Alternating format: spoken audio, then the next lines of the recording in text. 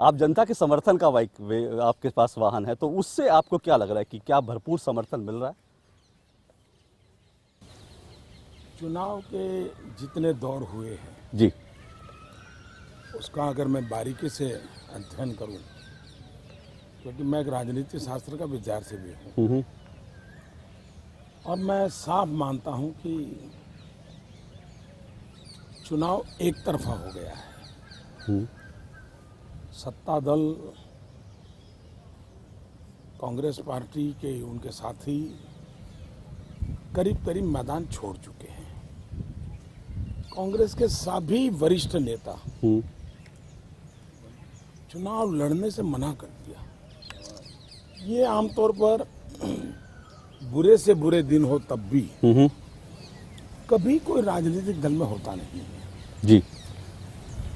इसी से लोगों को एक सिग्नल चला गया कि भाई ये अब मलाई मिलती है तब तक तो रहने को तैयार है, लेकिन मुसीबत आती है तो झेलने को तैयार नहीं है। इससे जनता में एक स्ट्रांग मैसेज गया है कि भाई कांग्रेस डूबती नहीं है। दूसरा, उनके चुनाव प्रचार के सारे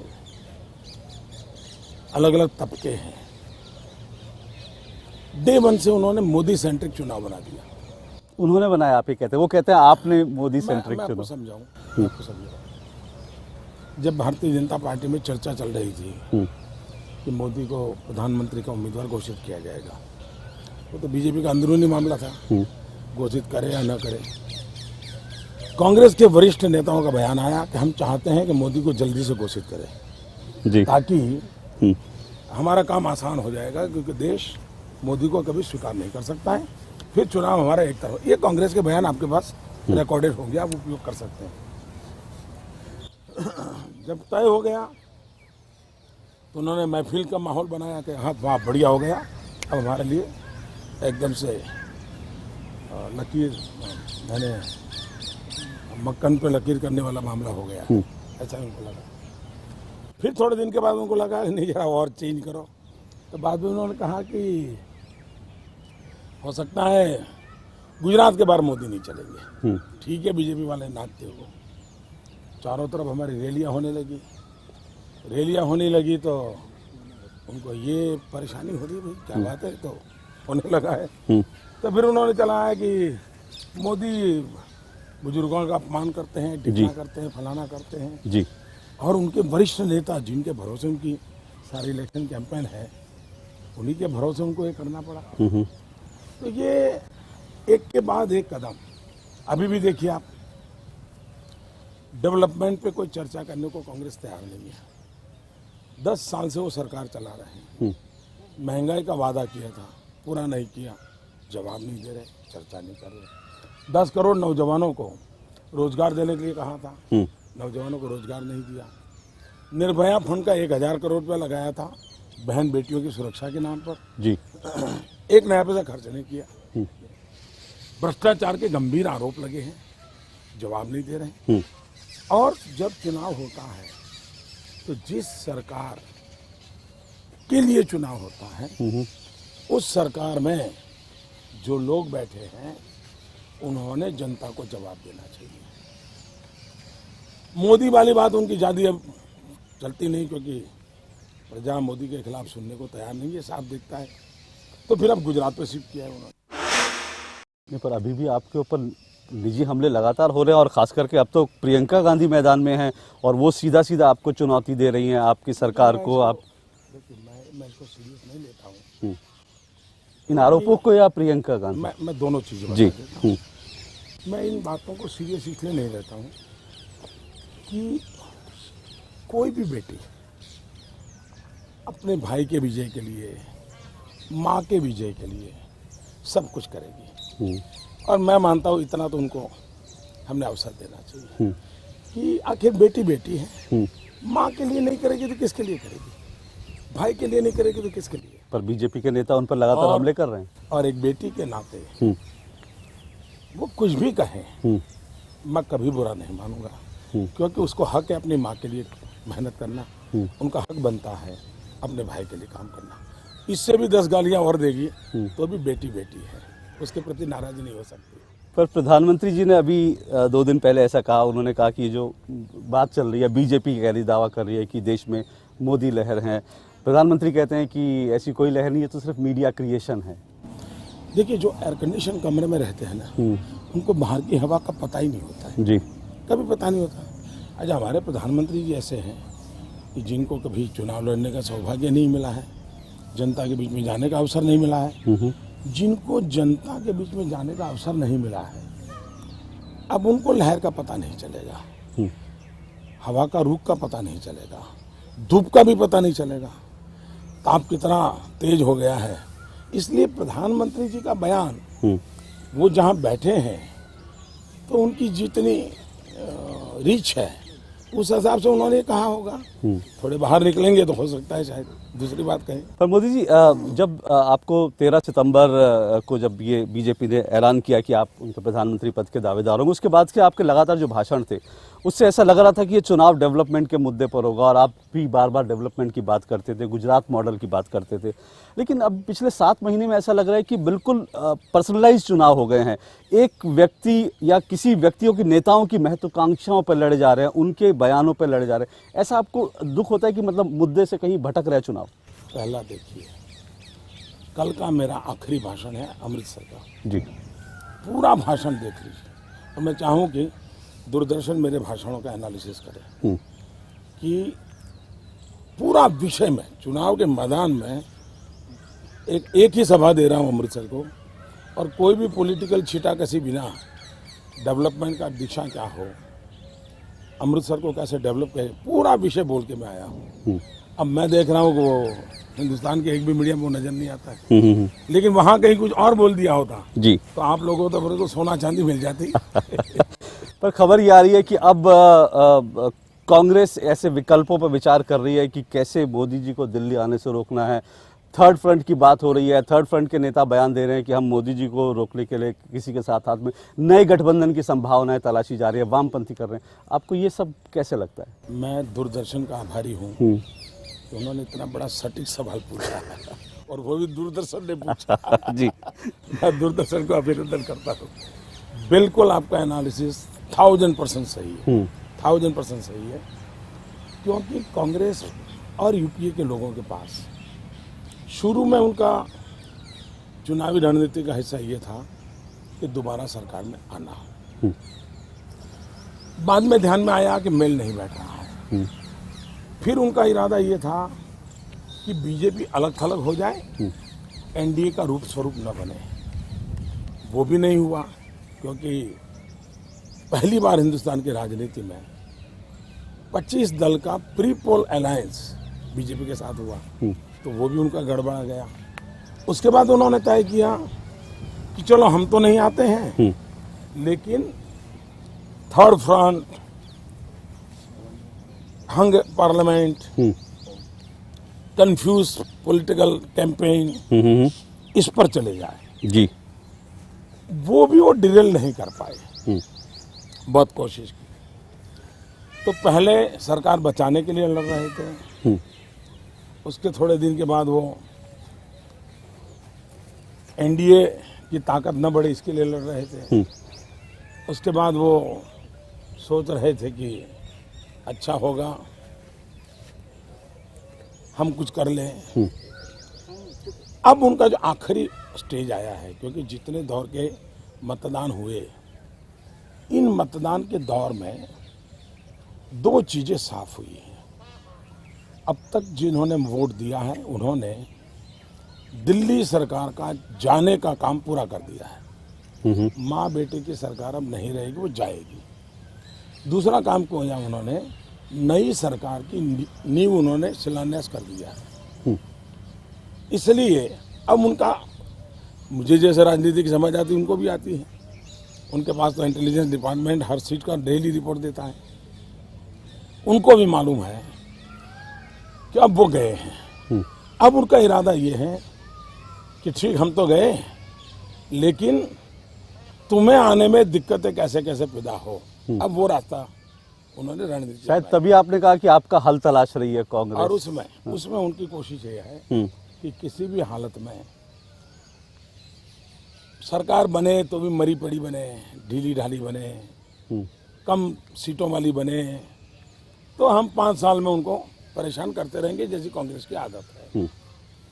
मेरा विश्वास है उनका ये आखिरी दौर का स्ट्रेटेजी भी शायद काम नहीं आएगी, ऐसा मेरा स्पष्ट मत है। मोदी जी, बहुत से राजनीतिक विश्लेषक जो हैं वो ये मानते हैं कि बीजेपी आरएसएस एक रणनीतिक तरीके से स्ट्रैटेजिकली ये वो करती है कि एक मॉडरेट फेस हो, एक हार्ड लाइनर फेस हो, इसका कॉम्बिनेशन रखती है। पहले अटल जी मॉडरेट फेस थे, अडवाणी जी को हार्ड लाइनर माना जाता था, अडवाणी जी का उसके बाद स्टैंड चेंज हुआ, जिन्ना की मज़ार पे गए, उसके बाद उनको लोग मॉडरेट कहने लगे, आपको हार्ड लाइनर कहने लगे। आज लोग कह रहे हैं कि मोदी जी बदल रहे हैं, वो जो हैं अपने जो नेता बयान देते हैं, गिरिराज जी का बयान हो, किसी का बयान हो, आप उसको खंडन करते हैं, ऐसे बयान नहीं दो, आप मॉडरेट हो रहे हैं। अब होड़ ये लगी है कि आपका हार्ड लाइनर चेहरा कौन हो, अमित शाह जी हों या फिर गिरिराज जी हों, तो ये क्या स्ट्रैटेजिकली होता है? मैं समझता हूँ हमारे देश में कुछ पॉलिटिकल पंडितों ने और राजनीतिक विश्लेषकों ने और गर्मागर्म जो न्यूज़ ट्रेडर्स हैं जी, वे लोग का एक माइंडसेट बन गया है और इसलिए वो हर चीज़ को वो अपनी जो निश्चित फ्रेमवर्क है उसी में फिट करने की कोशिश करते हैं और इसलिए ये पिछले 40 साल से चल रहा है। जैसे अटल जी को कहते थे बहुत ही महान व्यक्ति हैं लेकिन गलत पार्टी में। तो ऐसे ही एक ही प्रकार की उनकी जो शब्दावली है उसमें समय समय पर वो लोगों के चेहरे बदलते रहते हैं। तो ये इस शब्दावली को लेकर के जिनकी रोजी रोटी चलती है उनका ये खेल है। भारतीय जनता पार्टी को अगर समझना है तो उनके प्रस्ताव क्या है इतने सालों में, उनकी सभी नेताओं की अधिकृत वाणी क्या है, सरकार में उनका ट्रैक रिकॉर्ड क्या है, संसद में उनके स्टैंड क्या है, इन सब का एनालिसिस करोगे और फिर देखोगे तो भारत के संविधान को समर्पित अगर कोई दल आज टॉप पर होगा तो वो भारतीय जनता पार्टी है। लेकिन मोदी जी, एक चीज़ है कि आपको लगता है कि आप बदले हैं, जैसे आपने कहा कि एनालिसिस करो, अगर आपके चुनावी भाषणों का जो गुजरात में आप चुनाव लड़ते थे अगर उनका एनालिसिस करो, मैंने कुछ सभाएं आपकी अटेंड करी थी, तो वहाँ पर कई बार आप मियाँ मुशर्रफ जैसे शब्द इस्तेमाल करते थे। बहुत अच्छा सवाल जी। पूछा। एक जो लोग मुसलमान समाज की परंपराओं को जानते हैं उसमें मियाँ शब्द बहुत ही सम्मानजनक है। बीबी भी अपने पति को मियाँ साहब कहती है। मैं हैरान हूँ कि आप लोगों ने एक सम्मानीय शब्द को इतना बुरा क्यों बना दिया। That is number 1। नंबर 2, 2002 में मुझे मियाँ मुशर्रफ को याद क्यों करना पड़ा। यूनाइटेड नेशंस के फोरम में, जो फोरम जिस काम के लिए नहीं था, यूनो में मियाँ मुशर्रफ ने गुजरात के मसले पर अनाप शनाप भाषा बोली।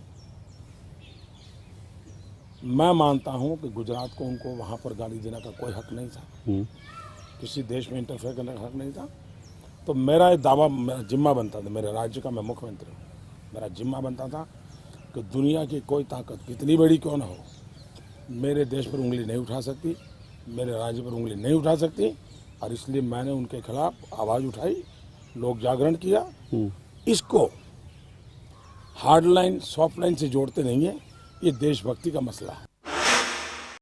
पर अहमद पटेल जी को लोग पॉलिटिशियन की तरह, आपने उनको मियाँ अहमद पटेल चुनाव में कहा कि भाई जानकारी के लिए कांग्रेस में मेरे जो बहुत अच्छे कुछ मित्र हैं उसमें अहमद भाई रहे हैं जी। अभी नहीं है, अभी शायद उनको कांग्रेस में तकलीफ हो रही है इसलिए वो मेरे से बहुत दूर भागते हैं जी। अब तो फोन भी नहीं उठाते, पता नहीं उनकी क्या। पहले आपकी फोन पे बातें होती थी उनसे लगा? नहीं, मैं उसके घर खाने जाता था भाई। अच्छा। अच्छी दोस्ती थी और व्यक्तिगत नीति मेरी अच्छी दोस्ती रहनी चाहिए, मेरा मत है। बिल्कुल। और आप लोगों को मालूम नहीं है, हम लोग उनको कभी अहमद भी नहीं कहते, बाबू भाई कहते हैं। हाँ। ये बाहर मालूम नहीं है जी। हमारे लिए अहमद भाई बाबू भाई है। सालों से हम लोग उनको बाबू भाई के रूप में ही जानते थे। तो लेकिन कैसे सार्वजनिक जीवन में जी। उनको मान सम्मान देना चाहिए, उनके इलाके में देना चाहिए, क्योंकि सार्वजनिक जीवन में मैं जब बोलता हूँ तो मैं वहाँ बाबू भाई बोलूँगा तो अच्छा नहीं लगेगा। और मियाँ साहब कहना वो एक बहुत ही सम्मानीय शब्द है, तो मैं सम्मानीय शब्द प्रयोग करता हूँ।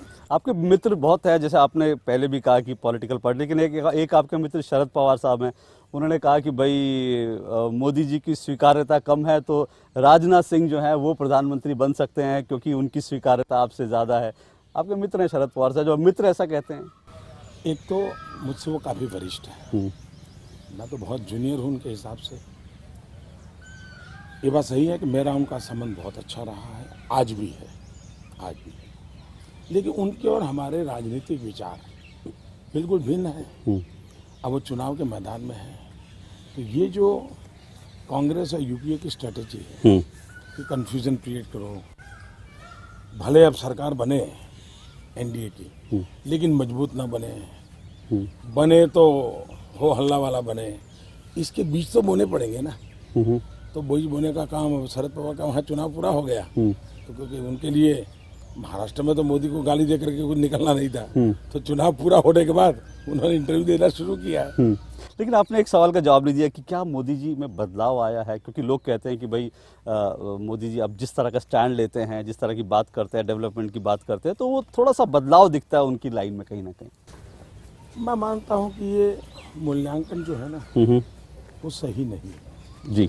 इसलिए क्या किसी ने मोदी का थरो चेकिंग किया है जीवन का, पूरी यात्रा में मोदी ने कब कब क्या स्टैंड लिए? गंगा जमुनी संस्कृति की आपने बात करी अभी बनारस में, लोग कहते हैं कि आपने पहले तो गंगा जमुनी संस्कृति की बात आप, यही तो मैं कहता हूँ। हाँ। अब मेरे शब्दों को आप नोटिस करते हैं, पहले नहीं करते थे। तो प्रॉब्लम आपका है जी। ये मैं बचपन से बोल रहा हूँ, यही सीखा हूँ, और इसलिए मुझे जहाँ जहाँ अवसर मिला हमने यही बातें कही है। अब ये क्या है कि अब आपके ध्यान में आता है कि ऐसा बोला, अब वो चीज़ मैं कई वर्षों पर बोला होता हूँ। तो मैं बहुत वैचारिक से बहुत क्लैरिटी वाला इंसान हूँ, मैं दबावों में जीने वाला इंसान नहीं हूँ। मोदी जी में बहुत जो विवाद आपको लेके इतने सालों में, उनमें नहीं जाऊँ, लेकिन एक बात इन चुनाव से जुड़ी जो वो ज़रूर उठाना चाहूँगा, क्योंकि बार बार लोग कह रहे हैं कि भाई कम्युनल लाइन पे डिवाइड करने की बात होती है चुनाव को। आपने एक मुद्दा जो उठाया, पिंक रेवोल्यूशन कहा, लोगों ने कहा कि भाई वो मुद्दा जो है मोदी जी ने उठाया वो कहीं ना कहीं, हालांकि उसमें ये भी बात है कि 20,000 करोड़ की कैटल इंडस्ट्री है, जो मीट इंडस्ट्री है, उसमें सिर्फ हिंदू नहीं, सिर्फ मुस्लिम नहीं बल्कि हिंदू कई सारे लोग जुड़े हुए हैं। गुजरात में फिकी डेटा देता है कि आपके राज्य में जो है कैटल जो मीट एक्सपोर्ट था वो 10 साल में दोगुना हो गया है। फिर आप इस तरह के आरोप क्यों लगाते हैं? एक तो ये सारी जानकारियाँ गलत है, दैट इज नंबर 1। दूसरा, ये चीज़ें भारत सरकार की नीतियों से संबंधित है, गुजरात सरकार की नीतियों से संबंधित नहीं है। तीसरी बात, ये देश का दुर्भाग्य नहीं है क्या? मान लीजिए किसी एक संप्रदाय के व्यक्ति का कहीं एक फैक्ट्री चल रहा है और एनवायरनमेंट के प्रॉब्लम है, गंभीर समस्या है, क्या सरकार ने एनवायरनमेंट को एड्रेस करना चाहिए कि कास्ट को एड्रेस करना चाहिए? तय कर लीजिए। मुझे बताइए, अगर हमारे देश में महात्मा गांधी जीवन भर गौ रक्षा के लिए लड़ते रहे, बोलते रहे, क्या महात्मा गांधी किसी समाज से बैर लेना चाहते थे क्या? क्या उनका किसी विशेष समाज के प्रति गुस्सा था क्या? विनोबा भावे, श्रीमती इंदिरा गांधी की सरकार थी, आमरणांत अनशन किया था गौवंश रक्षा के लिए। क्या विनोबा जी किसी समाज विरोध के दुश्मन थे क्या? और इसलिए हर चीज को सांप्रदायिक रंग के रंग में रंगने वाले जो लोग हैं उनको पहचानने की आवश्यकता है। और मेरा जहां तक विषय है, मैं वो बात नहीं बोला हूं जो विनोबा जी बोले हैं, मैं वो बात भी नहीं बोला हूं जो महात्मा गांधी बोले हैं। मैंने ये कहा है कि देखिए, हिंदुस्तान में हमारा जो ट्राई कलर है ना, तिरंगा झंडा है जी, वो तिरंगे झंडे के 3 रंग है और 3 रिवॉल्यूशन होना जरूरी है। ग्रीन देश में दूसरी हरित क्रांति होना जरूरी है, वाइट देश में श्वेत क्रांति, मिल्क रिवॉल्यूशन होना जरूरी है, और तीसरा सैफ्रॉन, इस देश में सेफ्रॉन रिवॉल्यूशन होना जरूरी है। और जब मैं कहता हूँ सेफ्रॉन तो मुझे मालूम है इतना टुकड़ा लेकर के जी। पूरे देश में आप बवाल खड़ी कर नहीं तो सकते हो। आप बताएं सैफरन जी। नहीं जी सेफ्रॉन का मतलब आपको मालूम होगा सारी दुनिया में जी ऊर्जा का रंग सेफ्रॉन माना गया है। भारत ने एनर्जी के सेक्टर में सेल्फ सफिशिएंट होना चाहिए। ये ऊर्जा की क्रांति है, सेफ्रॉन रिवॉल्यूशन है। तो भारत के 3 कलर है। ग्रीन रिवॉल्यूशन हमारा ध्यान होना चाहिए, जितनी जमीन है उसमें हमारी प्रोडक्टिविटी बढ़े। हमारी श्वेत क्रांति का मतलब है हमारा गांव, उसकी इकोनॉमी में एनिमल हस्बेंड्री का, पशुपालन का, दूध उत्पादन का बहुत बड़ा हिस्सा है। खेती के काम में भी पशु का बहुत बड़ा कंट्रीब्यूशन है। फर्टिलाइजर में भी पशु का बहुत बड़ा कंट्रीब्यूशन है। पशु के मरने के बाद भी पशु एक इकोनॉमी की बहुत बड़ी ताकत है। तो भारत की इकोनॉमी में पशु का बड़ा महत्व रहा है। ये पशु वो पशु मेरा विषय नहीं है, मेरा मत है। और इसलिए आज जैसे किसी की जमीन ले लो तो तत्काल को तो किसान को बहुत पैसे मिल जाते हैं जी, दे भी देता है, लेकिन जिंदगी का उसको मैनेजमेंट आता नहीं और 2-4 साल में सब खत्म हो जाता है। उसी प्रकार से अगर किसान से पशु ले लिया या गांव में पशुपालकों से पशु ले लिया, तत्काल तो पैसे मिल जाएंगे, बाद में वो भूखा मरेगा। मुझे अभी एक बहुत ही हाईली क्वालिफाइड लड़का मिलने आया था, वो विदेश से आया है। उसने कोई 200 गांवों का रिसर्च किया है। गुजरात में कि देश भर में? नहीं, उत्तर भारत में। अच्छा जी। 6-7 राज्यों में किया। और उसने देखा कि ये पशु के कटने के कारण वहाँ के कितने परिवार तबाह हो गए हैं, गांव की इकोनॉमी कैसे ध्वस्त हो गई है। बड़ा गहराई से अध्ययन किया है। और इसलिए सरकार का काम होता है कि लंबे समय की सोच के साथ करना चाहिए कि भाई इससे कितना नुकसान होगा, कितना फायदा होगा। और इसलिए इन चीज़ों को इस प्रकार से सांप्रदायिकता के रंग से कभी नहीं रंगना चाहिए। तो क्या मीट एक्सपोर्ट इंडस्ट्री बंद करवा देंगे ऐसा अगर मैंने आप नहीं कहा, ऐसा मैंने नहीं कहा। मैंने देखिए आज हिंदुस्तान में जो मीट खाता है ना, उसको मीट इतना महंगा हो गया है, उसको बेचारे को बड़ा मुश्किल हो गया है। जो मीट खाने वाले लोग हैं बहुत महंगा हो गया है। अब उनकी भी तो चिंता करनी पड़ेगी आपको। अच्छा, मैं मीट खाने वाले को मैं किस समाज के जोड़ता नहीं हूँ जी, ये मेरा काम नहीं है। लेकिन हिंदुस्तान में किसी को अगर सस्ता गेहूं मिलना चाहिए, सस्ता अनाज मिलना चाहिए, तो सस्ती मछली भी तो मिलनी चाहिए, सस्ता मीट भी तो मिलना चाहिए। जिसकी जो आदत है उस आदत के अनुसार समाज में और लोग गरीबी में जीते हैं। तो इन सारी चीज़ों को हमने समझना चाहिए और समझ करके हमको सोचना चाहिए। मोदी जी, आपने देश के लोगों की खास करके जो गरीब हैं उन सबकी एक तरह से उम्मीदें बहुत बढ़ा दी हैं। जहाँ देखो फेसबुक पे, ट्विटर पे, सब जगह लोग आजकल मजाक में भी कहने लगे अच्छे दिन आने वाले हैं। तो लोगों को लगता है कि भाई पता नहीं क्या हो जाएगा, जबकि चुनौतियाँ वही हैं, सिस्टम वही है। बीजेपी के लोग उम्मीद करते हैं कि आप आएंगे, कश्मीर समस्या का हल हो जाएगा, पाकिस्तान को मुंह तोड़ जवाब दे दिया जाएगा। आम आदमी सोचता है कि उसको भरपेट रोटी मिलने लगी, महंगाई कम हो जाएगी।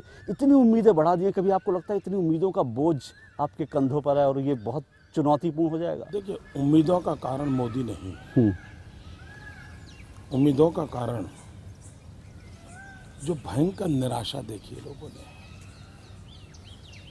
आप एक बंद कमरे में घंटों से बैठे हैं और एक छोटी सी खिड़की से भी हवा आ जाए तो जिंदगी में आशा भर जाती है।